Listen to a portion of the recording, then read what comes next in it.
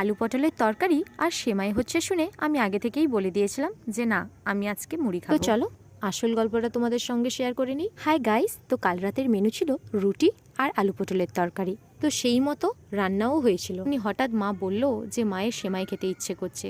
তো সেই মতো মা সব রকম সরঞ্জামও নিয়ে এলো। তখনই মাকে আমি বললাম যে মা দাও আমায়, আমি রান্না করছি।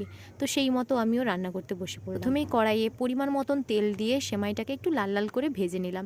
এরপর সেমাইটাকে ভালো করে ভাজার পর তাতে দিয়ে দিয়েছিলাম পরিমাণ মতন জল, যাতে সেমাইটা একটু সেদ্ধ হয়ে যায়। যেহেতু বাড়িতে লিকুইড দুধ ছিল না, তাই একটা গুঁড়ো দুধের প্যাকেট এনে সেটাকে একটা বাটিতে গরম জলে ভালো করে গুলিয়ে নিয়েছিলাম। তারপর আর কি, সেমাইটা একটু সেদ্ধ হয়ে এলেই তারপর দিয়ে দিয়েছিলাম তাতে দুধ, এর সাথে দিয়ে দিয়েছিলাম নারকেল ও পরিমাণ মতো চিনি। কিশমিশটা মা বা আমি খুব একটা পছন্দ করি না, বাট কাজুটা দিতে পারতাম, কিন্তু সেটা ছিল না হাতের কাছে। এর মধ্যে গ্যাসের ফ্লেমটাকে একটু কমিয়ে দিয়েছিলাম ও অনবরত নাড়াচাড়া করছিলাম যাতে সেমাইটা নিচে না লেগে যায়। তো সেমাই আর আলু পটলের তরকারি রান্না হয়েছিল বাড়িতে, তাই আমি আর রুটি খাইনি,